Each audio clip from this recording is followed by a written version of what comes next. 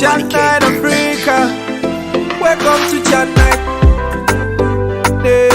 Chat Night Africa. Welcome to Chat Night. We bring you good vibe. We shine on the light. Welcome to Chat Night. We bring you good vibe. We shine on the light. We all over the world. Chat Night Africa. We all over the world. Chat Night Africa. Welcome to Chat Night. We bring you good vibe. We shine on the light. Welcome to Chat Night. We bring you good vibe. We shine on the light. We all over the world. Chat Night Africa. We all over the world. Chat Night Africa. Welcome to Chat Night, the only place that we give you good vibes. Chat Night Africa. Chat Night Africa. Let's gang up, change mindset, and empower Africans. Are you ready? Africa to the world.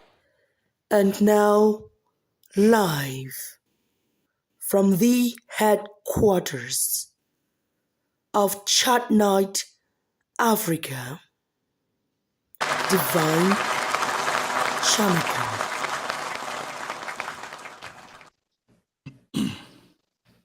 Hello, everyone. Welcome to this week's edition of Voices of Africa at Chat Night.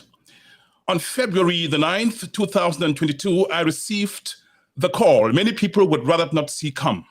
Here's what the caller, one of my senior brothers, said, quote, D, from dust we came and unto dust we shall return. Dr. Collette Ngante, my world fell apart. It's not like I didn't know my mother was going to die at some point. So why the shock? Why the intense agony? My friend, if you have not experienced the death of a loved one, you will, and unfortunately, maybe soon. Grieving has emotional, behavioral, social, cultural, spiritual, and philosophical dimensions. On the show, now starting, we will examine some, if not all, of these perspectives. Ladies and gentlemen, our guests tonight is Dr. Collette Ngante, psychiatry provider. Let's now welcome Collette on the platform.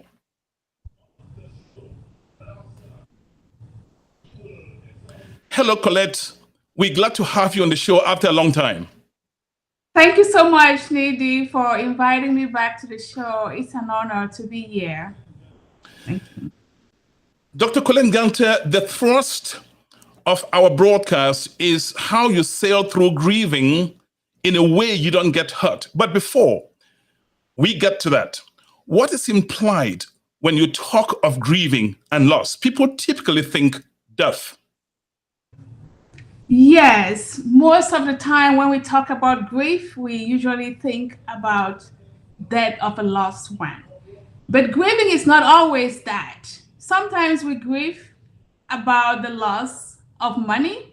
Sometimes we grieve about the loss of a relationship, especially if you've invested so long in that relationship, and then you grieve about it. Or you grieve the loss of a good job.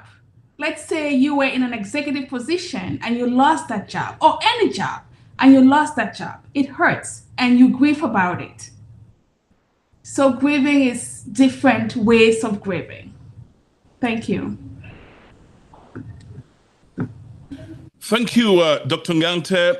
Different ways of grieving. I'm sure that lots of people watching this show are either grieving or may soon grieve. That's what they call anticipatory grieving. I told you my mom was in hospital, Nana-san. I knew at some point that she was going to go.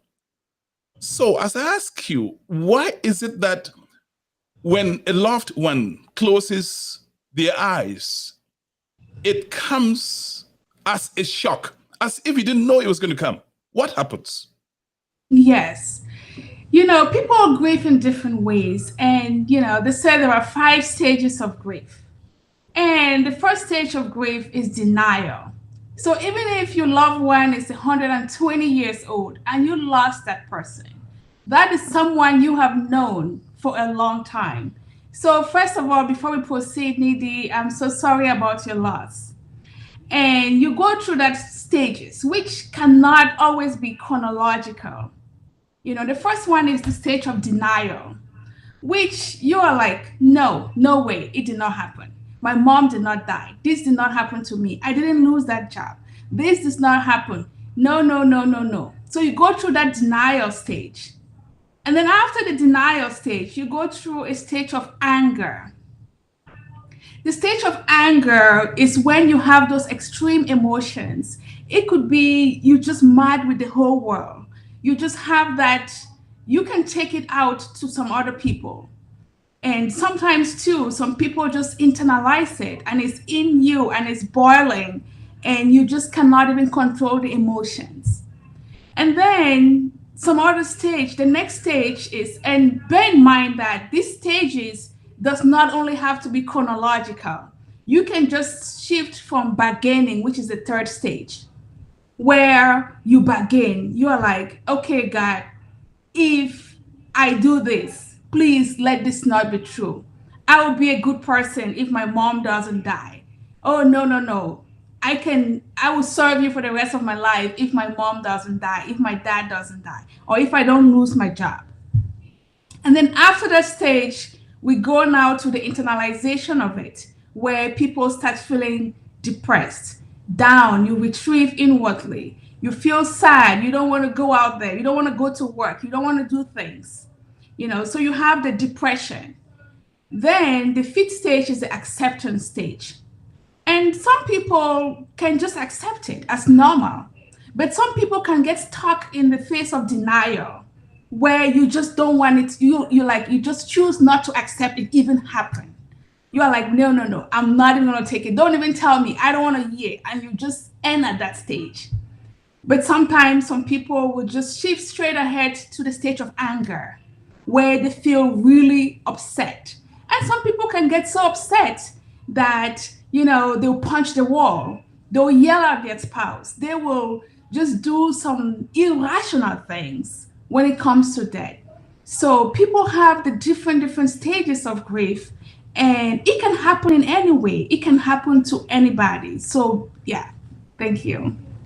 You are watching Voices of Africa. My name is Divine Chamakong. I'm anchoring this broadcast from Washington, D.C. metropolitan area. My guest this week is Dr. Collette Ngante. She is a psychiatry provider in the Washington, D.C. metropolitan area. Let's first take Dr. Collette Ngante, the case of death. In what ways could the death of a loved one become destructive? How does grief and loss impact a person? Or let me put it this way, how could it impact a person? As I told you, when I got that phone call that few people want to receive from overseas, Divine, from dust we came and unto dust we shall return. I was on my feet. I was walking through the door and I came down like a pack of cards. So in what ways could grief and loss impact a person? Yes. So it can happen in both like emotional ways, physical. The physical aspect of griefs can include you lack sleep. You are not able to sleep. Some people pass out. Just hearing that you lost someone, they can pass out and become comatose. Some people, they have like severe headaches. You feel like your head is about to explode because others, you cannot sleep. You are so preoccupied about the loss of your loved one that you just cannot even sleep. And then sometimes too, you get the physical pain, like your entire body aches. Your body aches that Tylenol or oxycodone or whatever is not even gonna help you with that pain. Some people feel nauseous, their stomach hurts, their entire body, they just cannot even get out of bed. You have that physical symptoms. And some people just internalize it. They don't want to cry, but they have that intense emotion, the feelings of crying, but they just cannot cry. But it's so deep inside that it just almost feels like it's paralyzing, that they just feel stunned. They're just looking at the place like that. They cannot even say anything. They are pretty much paralyzed or mute. They just look and can't even speak a word. So grief affects people very, very different ways, both the physical, emotional, and also people get spiritual about it and start questioning. Dr. Ngante, people have died in ghastly accidents, typically what is described as untimely death. How do you tell a spouse or a husband or a child that their loved one has crashed on the highway and died? And why I ask you this question is because sometimes in conveying this message, you risk inflicting even more pain. How do you go about it? The thing is, at first you need to either way you go about it, it's not an easy pill to swallow. So there's absolutely not a right way to do it, and there's absolutely not a wrong way. First of all, you need to know the person you're dealing with. If the person is a person of faith, you may want to get maybe the pastor to come in and provide that emotional support. If not, you may want to get maybe some support people, some family or friends to be there to support that person. But whatever way you go, it's going to be a bitter pill to swallow. So support and just the community gathering around them to just be there. Sometimes you don't even have to say a word, but just your presence, that you're there, you show you care. It will make it a little bit easier for them. But there is just absolutely no way to present it in such a way that it will be an inevitable acceptance, like, oh, really? Thank you. There's going to be some outpour of emotions, which based on the individual you're dealing with, if it's a friend you might know how to kind of help them alleviate some of that pain. But the biggest thing is support to that person during that time.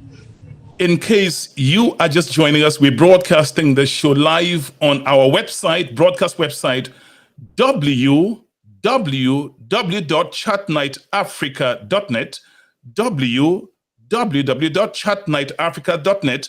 I'd like to thank my producer producing this program live all the way in Lagos, Nigeria.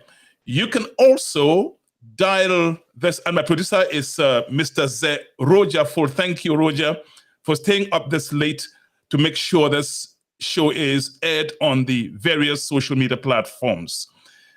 And you can also watch this show on YouTube. It's going live on YouTube. Dr. Ngante, I don't know what I would have done, how it would have felt like if I sat by my mother's bedside at her very last moments. You must have seen people either suffering from cancer or some form of terminal disease, stage 4 cancer, and you are wondering what you would tell the person. Now, so far, my questions have had to do with people, loved ones surrounding the person who is gone. But what do you tell the person who is breathing that last breath? What would I have told my mother at that stage? What would you tell mom? Yes. The most important thing is you want your loved one to pass on surrounded by love. You want them to pass on surrounded by love. You want them to pass on to know that I have a son, I have a daughter, I have a friend who cares about me. You want to be there, if you can, holding their hands, praying for them, telling them it will be fine, and also their preparation, whatever their belief system is. If they make peace with people and they are ready to face it, because sometimes some people tell you, I'm ready to go. I'm ready. You may not be, you on the other side may not be ready to let go, but the person is ready to go. So in that stage, it's going to be you that is still going to be alive to let go of that person, But the main important thing is being there, providing the love, providing the support, holding their hands while they are taking their last breath, if you can. But if you cannot, it's still okay. Making that phone call, having those concrete moments where they feel connected to you, they feel love around them. So it's really important for people to die surrounded by love. Thank you. Voices of Africa broadcast on the platform Chat Night Africa with Dr. Collette Ngante, my guest. We love Chat Night Africa. Keep watching Chat Night Africa. Dr. Ngante, do you ever get over the death of a loved one? Again, when I thought of this broadcast, I didn't know how I would muster the courage to stand and talk, given that I've just walked down the path of grieving and I'm still grieving. And there are times that even at work, I sit there and all of a sudden, I was so close to my mother, all of a sudden, tears are coming down my face. Do you ever is there a point that somebody ever gets over this? And even more, the reason for this question, go on Facebook online. Even after 20 years, 10 years, somebody's posting the picture of mom. You would think that they have forgotten. Is that an indication that they're still grieving? Yeah. The thing is, there is absolutely no formula when it comes to grief.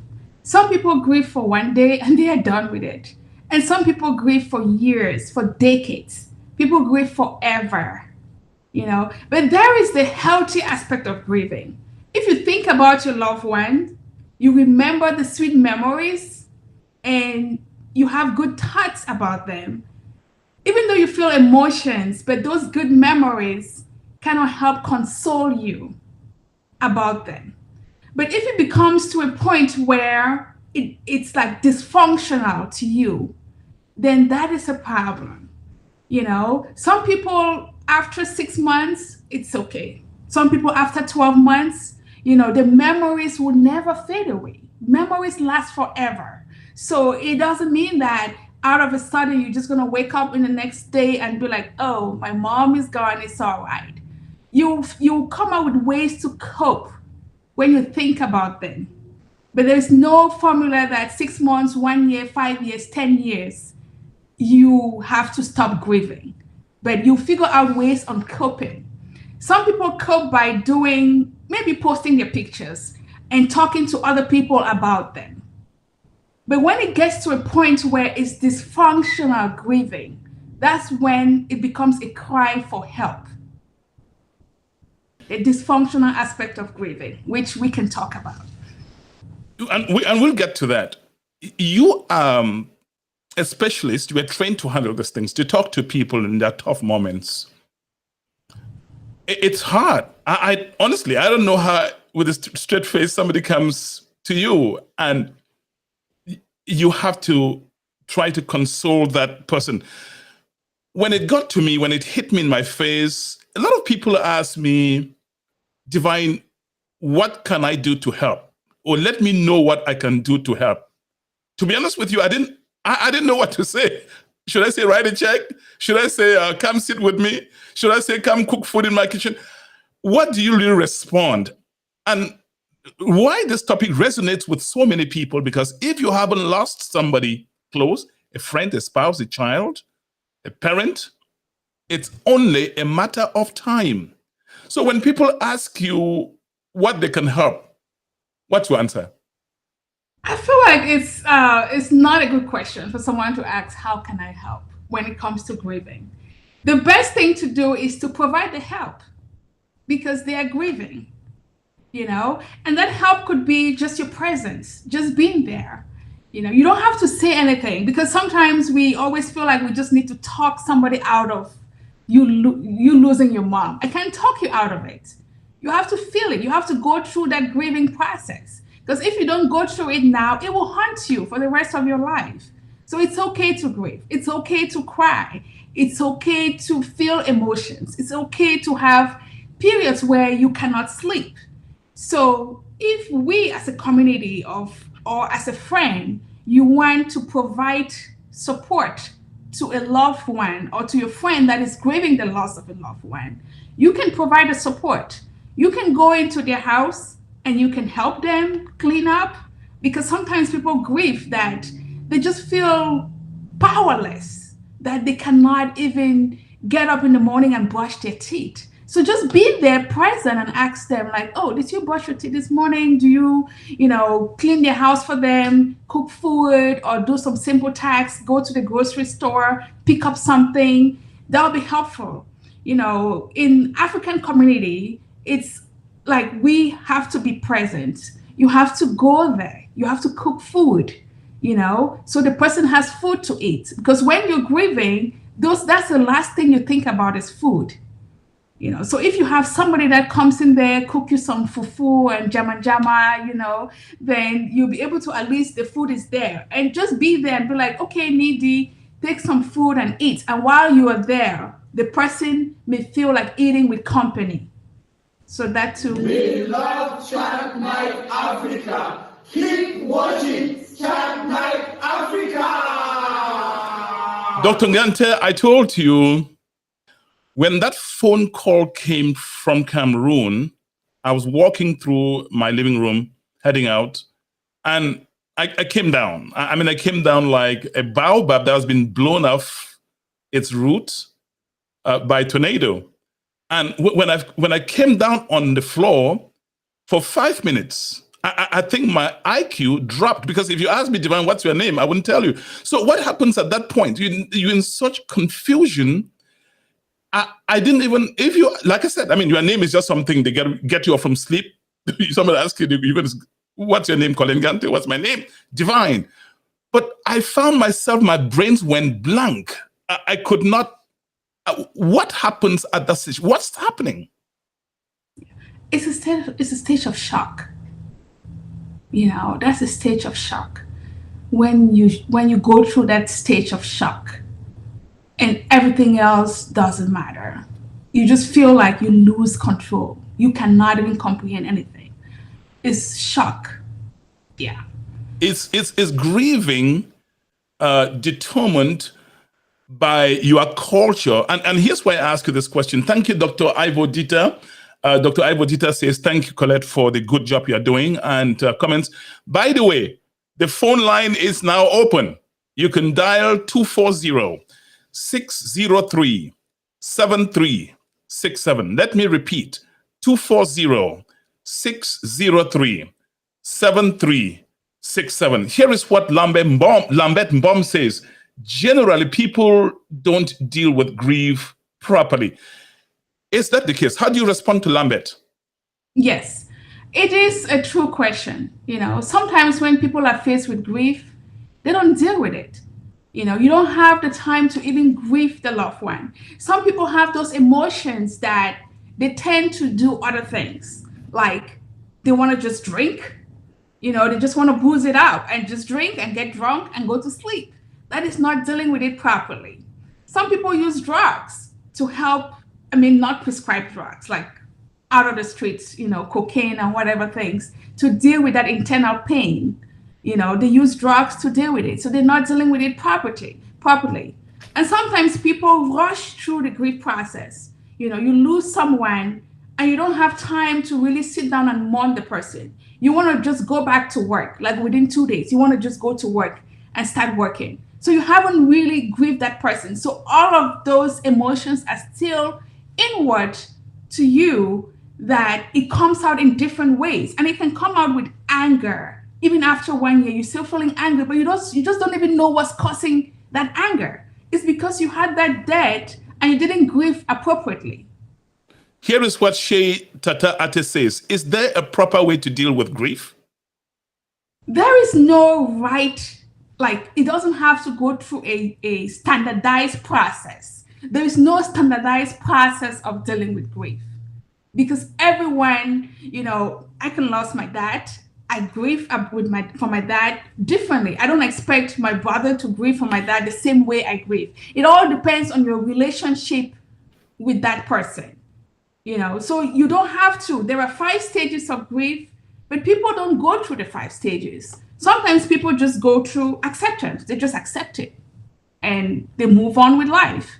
But sometimes people have to go through the denial, the anger, the bargaining, then depression, and then before they accept it. So Dr. Ngante, Dr. Ngante, all of us watched, or a lot of people watched the game Cameroon, Algeria to qualify for the World Cup. And I saw this guy on video, an Algerian who was kicking, smashing the TV. Is that grieving also? After the team you love so dearly is disqualified from going to participate at the World Cup in Qatar, and you find people smashing that TV. What's running through the mind of such a person? Angry, which is a stage of grief. It's anger. They're angry about it. And then the emotions are coming up in different ways because of the anger, which is the second stage of grief. But then you don't have to go to the first. You can just get to the anger stage and you just stay angry and you come out, the emotions come out in different ways when you're angry. Some people internalize it and some people lashes out when they're angry. You can also ask Dr. Ngante a question by dialing in. If you're out of the United States, you can dial 001-240-603-7367. That'll be a WhatsApp call. You'll be connected and the entire planet will be listening to you. If you are in the United States or Canada, you simply pick up your phone and dial the number directly. Here is what Lambenbom says. Masking, let me put it on the screen here. Masking seems to be the best option. Men don't cry, etc., and this shows up in different forms. So the way people mourn or grieve, is it tied to their gender? How is that? Here's why I'm asking this question. When I was home in Bali, in northwest region of Cameroon, somebody dies, you find a woman entering the compound and virtually somersaulting acrobatics, rolling on the floor and all kinds of stuff. And you think that she's going to knock her head against a wall, a brick wall. Men don't do the same thing. So is how we grieve driven by gender also? No, it's not driven by gender. It might be a cultural aspect of things and not really by gender. Especially maybe in our African community, it's like men don't want to cry outwardly, but trust me, they cry internally. The tears may not come out like tears, but the tears are going inside, and then it will be expressed in a whole different ways, but they are internally crying, which I don't want to say it's a bad way, because if you are dealing with it in an okay way, then that's okay. But if you don't cry, but then internally you're angry, and then that anger is affecting your relationship with people. It's affecting your relationship with your children, your spouse. It's affecting your work life, where it's making you dysfunctional. Then that becomes a problem. But on the other hand, women also can express it in different ways. I remember, one time I was working, a job like almost 20 years when I moved over to the States. And one lady lost her dad. It was a female.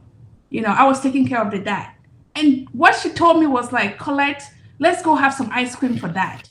And I look at her like she had 6 heads. I'm like, you just lost your dad and you're telling me, let's go have ice cream for your father who just died?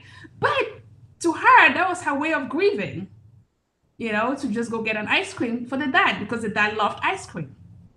Here is what somebody says. Beatrice Nabweni, I hope I pronounced her last name correctly. I lost my dad years ago. I still find it difficult to look at his pictures. When I finally do, I will start crying. How do I deal with this? If you come to my living room right now, you have a blown out human-sized portrait of my mother. But Beatrice is saying that with her, when she looks at the pictures of her dad, he died many years ago, she's still mourning, she's still weeping. Is there a way to deal with that? The thing is, what our advice is, those emotions that you have in reference to your dad, you utilize it in a different way. Example, when you start having those emotions, you think about the good moments when you had with your father. You think about the things that your dad loved to do. And then you, as a daughter or as a child, you can carry on some of those legacy, to kind of help. That will kind of help to console you in a way that you feel like you're still continuing the work of your father, that he had his mission that he had on the earth. You feel like you're still continuing with his purpose in life. Example is, if your dad loves to give, if your dad was a giver, or he loves to, he had a particular thing that he was a fan of. So from time to time, you also contribute to that course, so you are continuing the work of your dad. That will kind of help you deal with those emotions instead of it coming out as tears. But it's okay. If you feel like crying, it's okay to cry. But we don't want it to become the point where you're not able to go to work because you're sitting there sobbing and crying. You're not able to take care of your kids because you're crying. But if you cry and you're able to move on with life, it's okay. You are watching Voices of Africa on the platform Chat Night Africa. My guest this week is Dr. Collette Ngante, psychiatry provider, and my name is Divine Chamukong. I am anchoring this broadcast from the Washington, D.C. metropolitan area. As I said earlier on, if you would like to dial in, please share your experiences. 240-603-7367. Dial in, share your experiences, 240-603-7367. Or you have a question for Dr. Collette Ngante, by all means, call the number I just read out and ask. We love Chat Night Africa. Keep watching Chat Night Africa. Here is what Elizabeth Ebening Topi says. My friend said his dad always picked him up from the airport when he arrives, Cameroon. Now he cries each time he arrives in Douala. It's been over 8 years. It's hard. Believe me, it's like somebody drives a sword into your heart. It's really, really hard to lose a parent, to lose a daughter, or a son, a child, or children, to lose a mother, a spouse. It's tough. Really, really, really tough. Collette. Yeah. Absolutely. And, in reference to what Elizabeth was saying is, they'll cry each time he goes to the airport because that gap is void, and no one is going to take the place of your father. Absolutely none.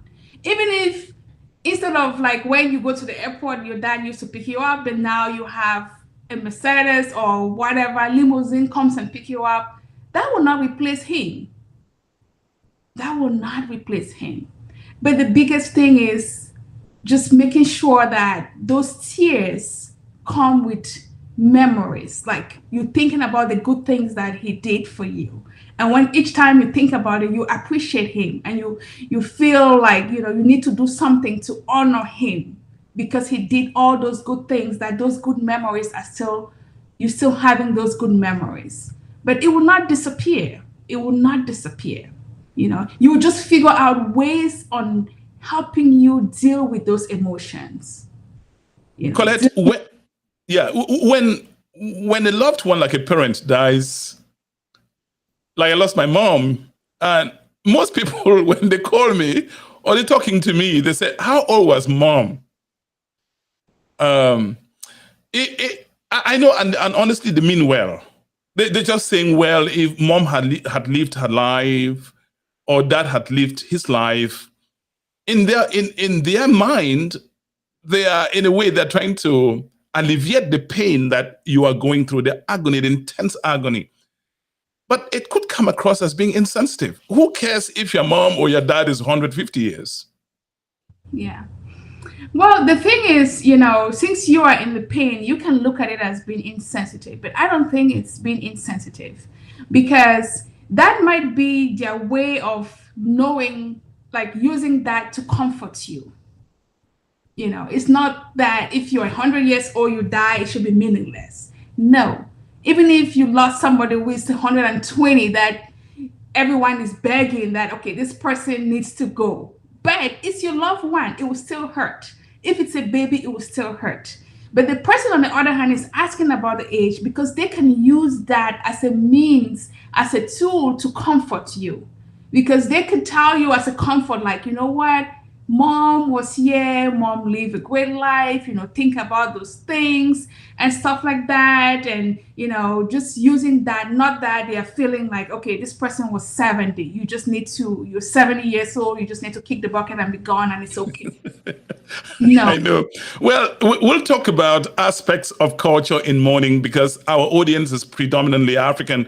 And that's not to say that this content is not going to be relevant to even an American or people from other parts of the world. Dr. Collette Ngante, we'll talk about culture and mourning momentarily. This is how, before I bring you back on the platform, this is how in Africa, when somebody dies, sometimes we do. Watch this video and I'll be right back.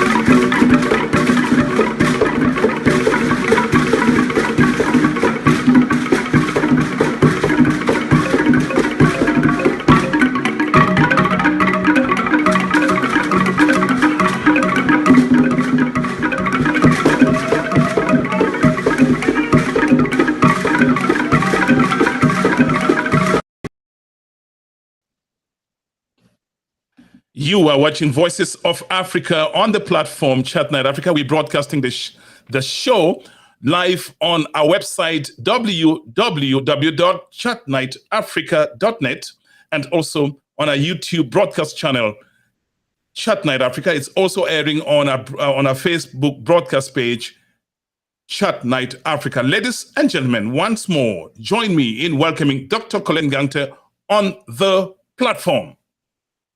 We love Chat Night Africa. Keep watching Chat Night Africa. Now you are watching. Let's talk about culture. That was just a cultural aspect of how we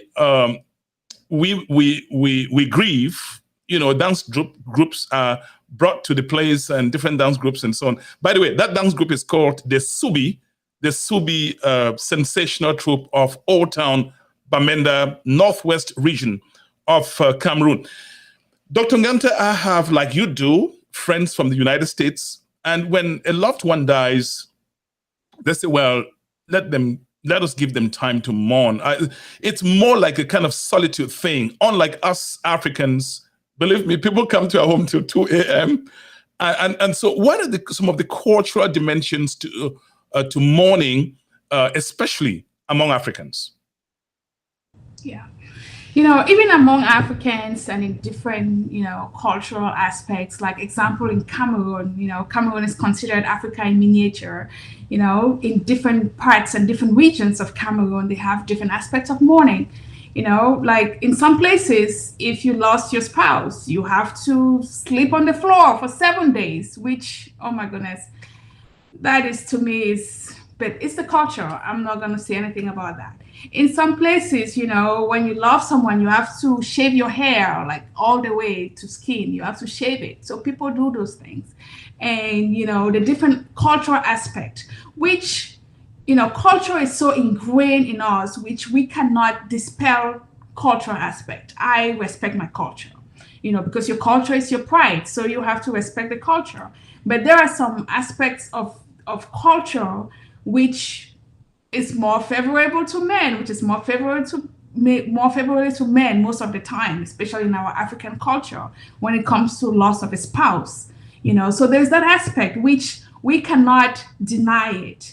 But in American ways, is most of the time when somebody dies, they just want to be left alone for some time to really kind of assimilate the process and grieve through it.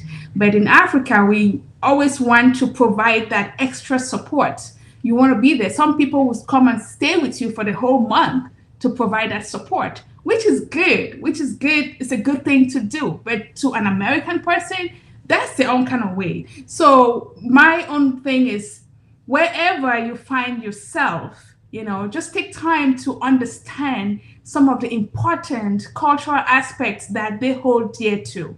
So you don't kind of go somewhere and just be culturally inappropriate or insensitive to people's culture.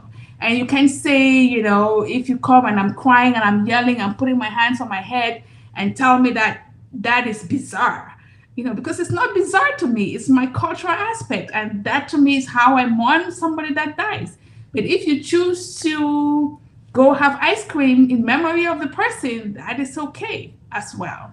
So we have to respect each other's culture. You said when we grieve, we do not only grieve the loss of a loved one. Sometimes when you lose a job that you held so dearly to have, they're paying you so much money, it's a problem.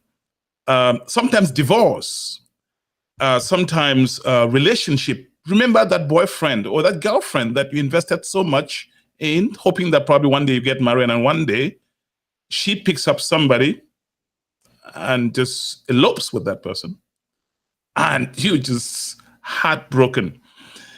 The question I enumerate this to ask you, Dr. Ngante, is grieving for or grieving about money, relationship, job, divorce, the loss of a loved one, or terminal illness.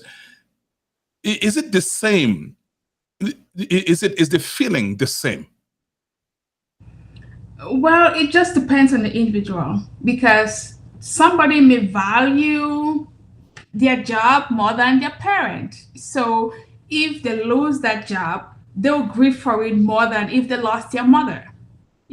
So pain is unique to you and to your relationship to that object or to that person. So if you've invested so much time in a relationship and you end up losing that relationship, which you had all your hopes, you had all your eggs lined up in that basket, and suddenly you find it all shattered and it's all flying all around, and you may find it so hard to pick up yourself and be able to move on. So to that person, it might be even worse than losing a mother, because some people, you may lose a mother, but you never had any relationship with that person. Now, there's a question here from Lambert Mbom. Lambert is the anchor for the show, Lambert Mbom Show. Is there a difference in how we deal with divorce and the death of a loved one?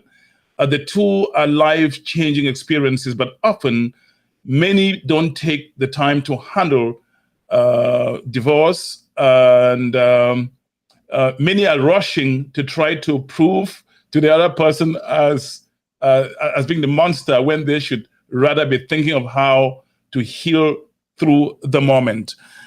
I before you respond to Lambert Mbom, I've seen people who have had relationship disappointments and they simply cannot move on, and they look so unkempt. They just cannot move on. What is happening in this situation? Are they not finding a woman or a man equally as beautiful, well-behaved, or what is it that a relationship breaks up and you just can't get over it? It's like the world came down on your head. Yeah.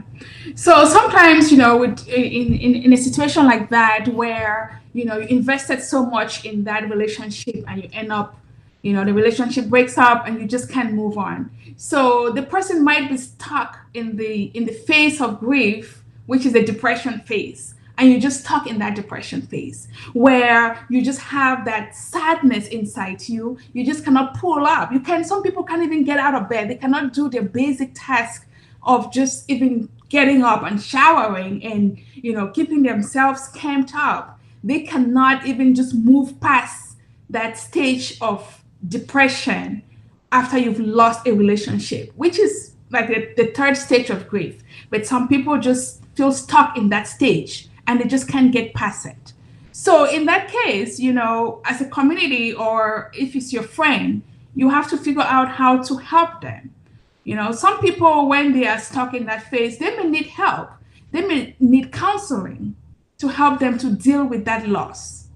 And sometimes counseling may not be enough. Some people may require some assistance from medication, temporarily to help.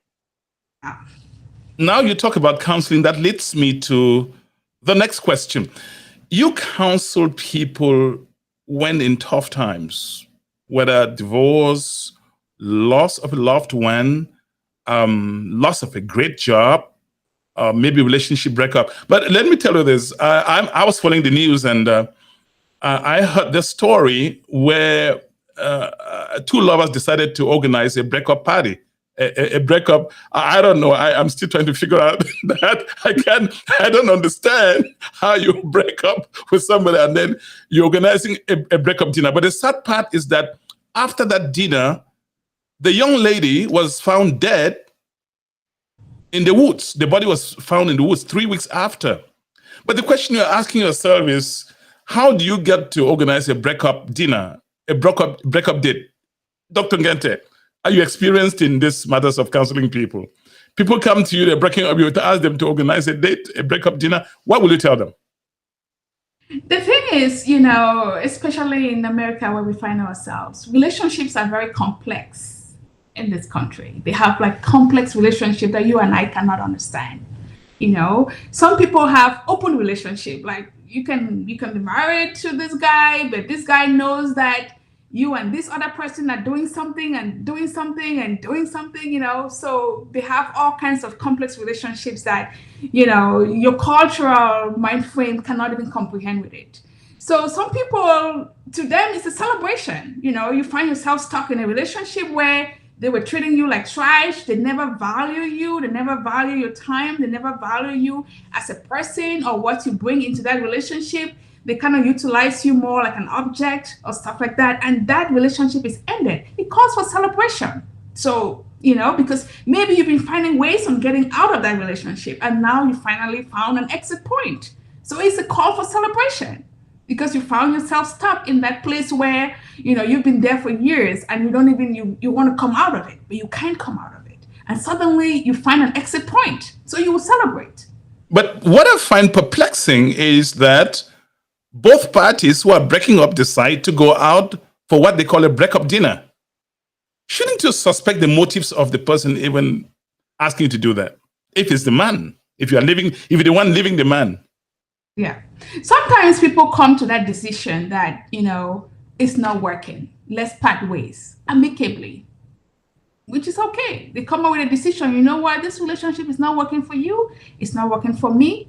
Let's part ways and move with our normal lives, which to me is okay. If you guys make that decision together and then you decide on chasing on a bottle of something, while you move on with your life, that's perfectly fine. And then after that, you say goodbye, have a nice day, good night. Good night and be gone. And sometimes honestly, I know I've not had to have that experience. I've not seen that happening many times. That's why it's hard for me to comprehend. That's probably why. Here is I'm going to read what Major Ngante put out. It's quite interesting. Is it the loss? Are people grieving the loss of the person in case of a divorce or the loss of benefits? Your husband is always having some great idea. Major Ngante, there she. Honestly, I wasn't thinking of that. But thank you, sir. Thank you, Major. And by the way, thank you for your services to the nation. Yes. How do you respond to your husband? I know that you respond to him when you go back, when you're off the line, but let the public know how you respond to your husband. Well, I mean, Bishop Ngante, thank you so much for your contribution. Thank you for being a wonderful guy. And in reference to that, you know, when you invest in a relationship, you're investing in everything that the relationship brings. You know, our relationship comes with packages. So you've gone through the bad times, you've built things together. So you're also looking forward to benefits. And out of a sudden, let's say you are in your 50s and you were counting on that person's pension, and now it's like, okay, you're gone. It's gonna hurt. It's gonna hurt. So those benefits comes as part of the relationship, because that woman, she worked for those benefits. If she was there with you, cooking food for you, serving you in the morning, in the afternoon, and at bedtime, so she deserves all that benefits. And suddenly it's taken away. So it's okay to grieve for the benefits as well as grieve for the loss of the person. Here is what Beatrice Moma in Detroit, Michigan says. But before we get to what she says, this song.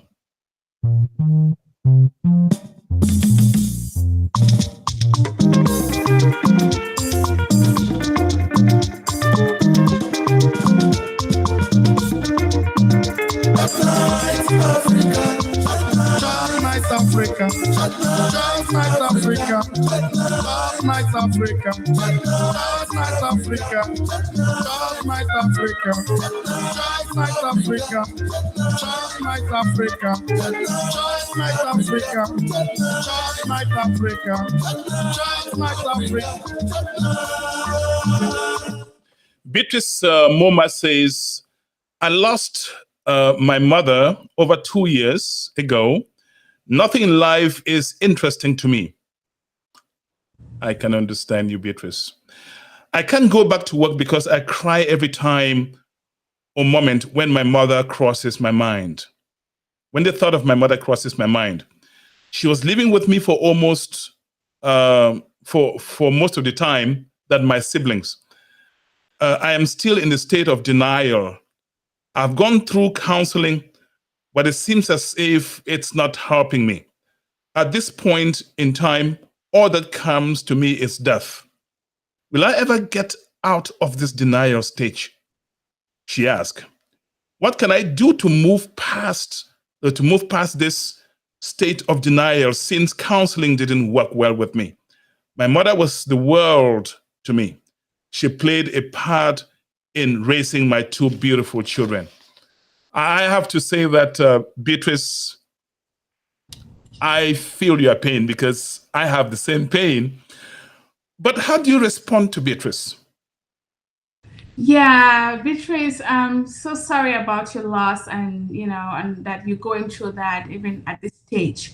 In something like what you're experiencing will take us to the next stage, which is like persistent complex bereavement disorder. I think, I can't really diagnose you just with that, but when you've gone through like what you're describing, it can almost fit in that criteria. So in that stage, especially, you've gone through counseling and it's not helping. So you need to move to the next stage of counseling, meaning you see a psychiatrist. And sometimes with that, you may require some kind of medication to assist you to go through that, because there's absolutely no way that it's gonna just snap out of the finger and it comes out. If it's 2 years and you're still having those intense emotions that you're not able to work, you're still super preoccupied about her, it's affecting your social, it's affecting your emotional and your physical aspect. So it means you need to seek further help. So you talk to a counselor. So right now you need to talk more to a psychiatrist, which sometimes some people may require medication, even if it's on a temporary basis, to kind of help you to get out of that funk, and then you become functional again. And it doesn't mean that once you start medicine, you have to take medication for life. You may take it just for 3-6 months and have to stop it. But you need something to push you out of that slum. because I feel like right now it's considered more of a complex bereavement that's going on.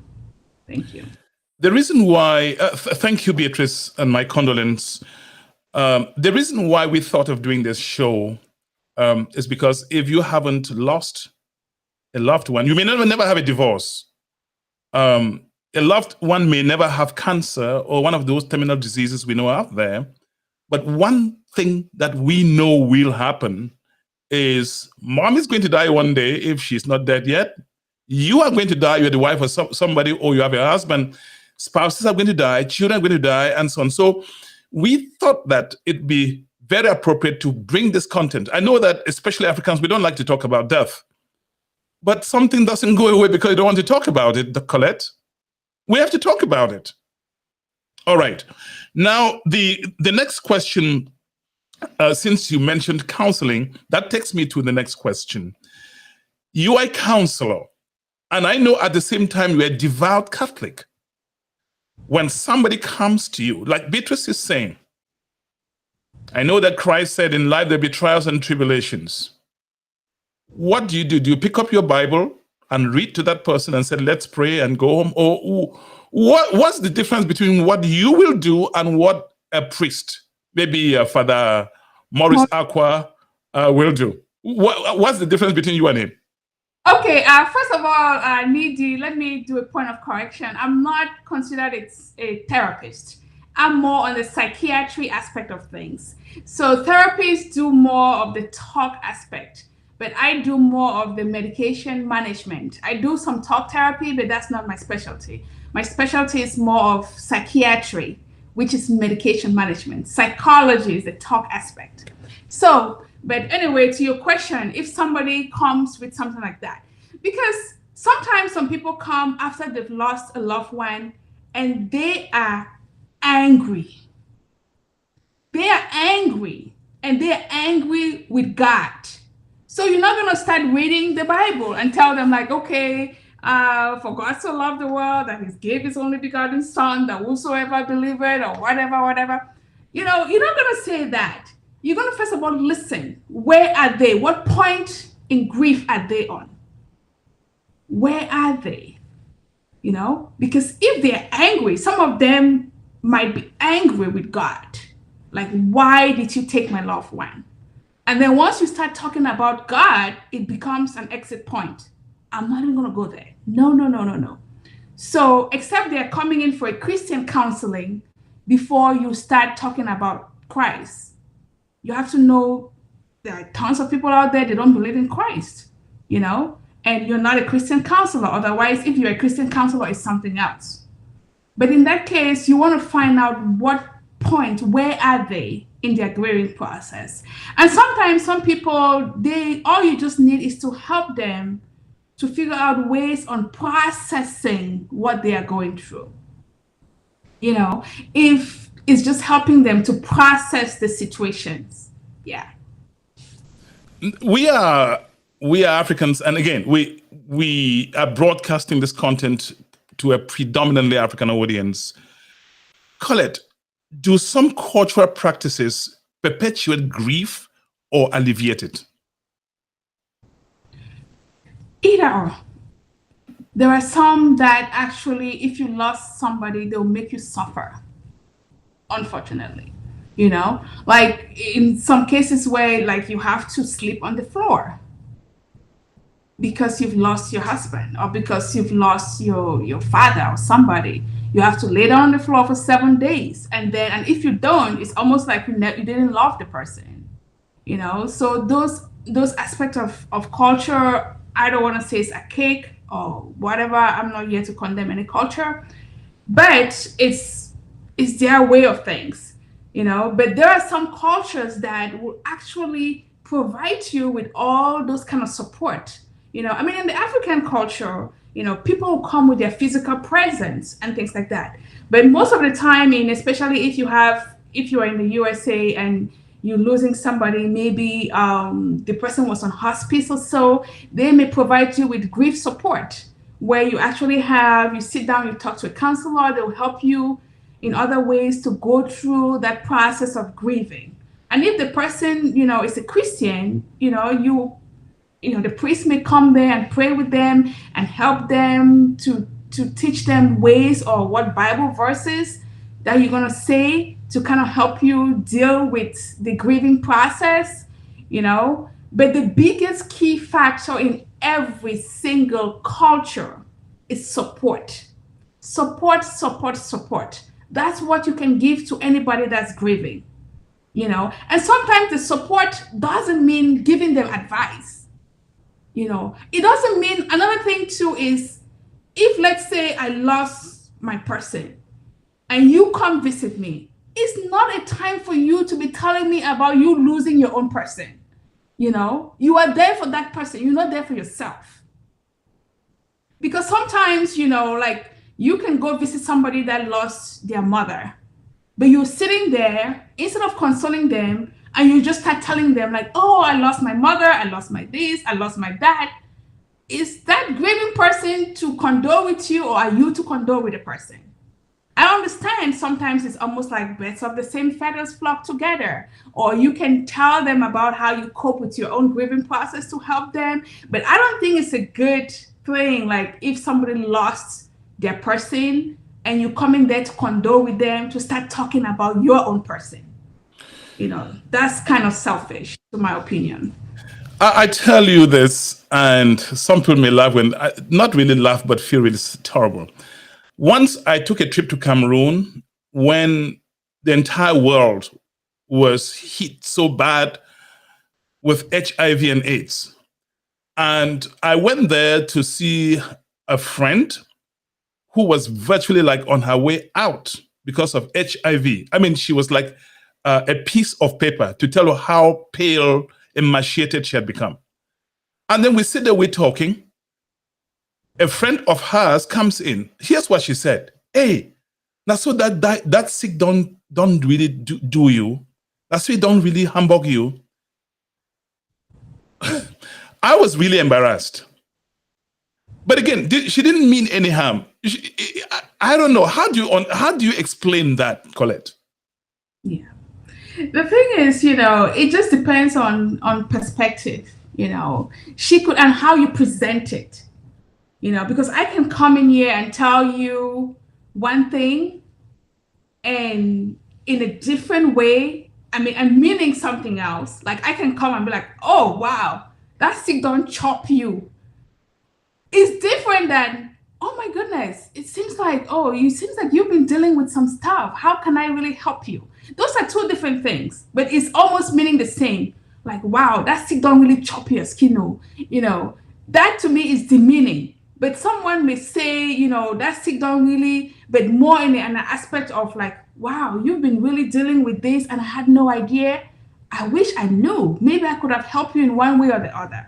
So it all depends on how we present our factors. Even we are saying something, we speak with love instead of speaking with condemnation. Those make a lot of difference. You may be saying, you hear something like my sister, that only work at all place, so only come find a house come. Yeah. Wow. You talked about, and probably we're going to end on, we're drifting to the end, towards the end of the broadcast. You talked about medication. What are you treating? Is it giving the person antidepressants, or what is it you are treating? Yeah, it just depends on what emotions you're trying to capture. If the person is having, because some people deal with grief and they just cannot sleep. Each time you close your eyes, all the memories keep popping up about the person and you just cannot sleep. So in that case, if sleep is the biggest factor, you're going to treat with medication for sleep to help the person sleep. Because if you don't sleep, your next day is messed up. But if the person is so anxious, like each time they are restless, they can't really do anything because they just have a high sense of anxiety, then you're going to give medication for anxiety. And if the person is so sad and so depressed, you feel like you don't want to brush your teeth, you don't want to shower, you don't want to this, then you're going to do antidepressant. So it depends on what you are targeting. That's the medication that you give to the person. Yeah. Your last word this evening. what nuggets would you give people who are watching? What's the take-home message? And that will be your last word. Support one another in the grieving process. And it's okay to grieve. It's okay to cry.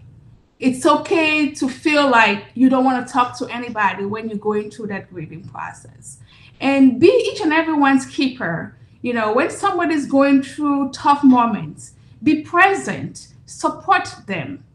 When somebody's going through a happy moment, be with the person. If you are a friend, if you are a community member, support each other.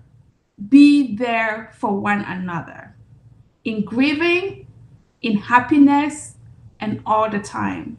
Support, extend a helping hand. Thank you all so much.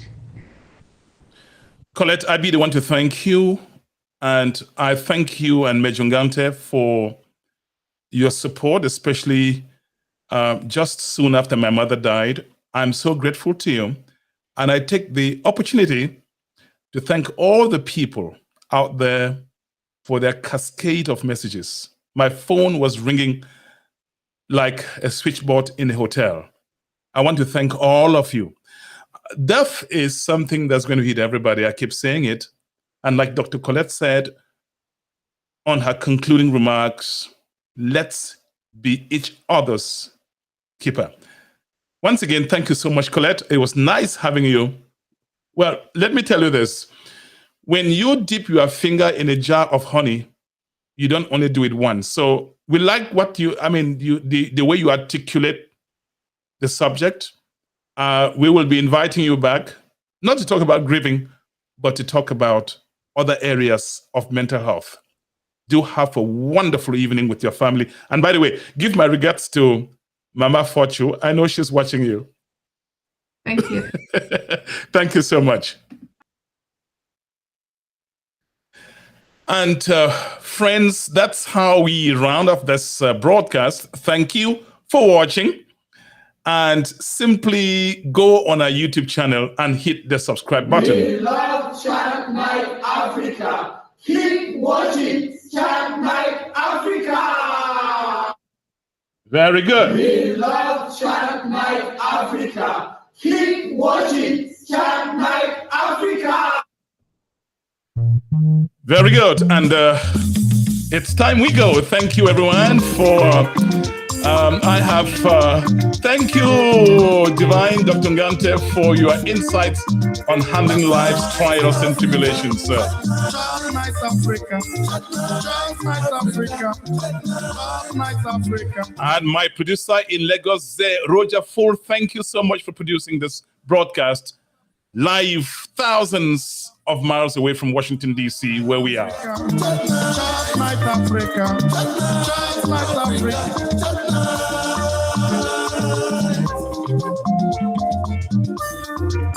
Top Night Africa.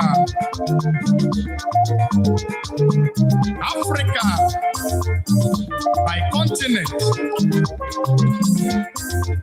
Africa is a beautiful place. Top Night Africa promotes Afrocentric solutions to Africans' challenges. Our mission, Child Night Africa, empowers to build a new Africa through knowledge. Merci à tout le monde. My name is Divine Chiamukong. I'm in Washington, D.C. metropolitan area. Thank you again for watching. For better future, Child Night Africa, Child Night Africa, yeah. Our vision, yeah. Authentic voices telling African stories. I'm coming back. I'm coming to get down. I'm coming to dance, We're gonna dance, we're gonna get down, we're gonna party hard.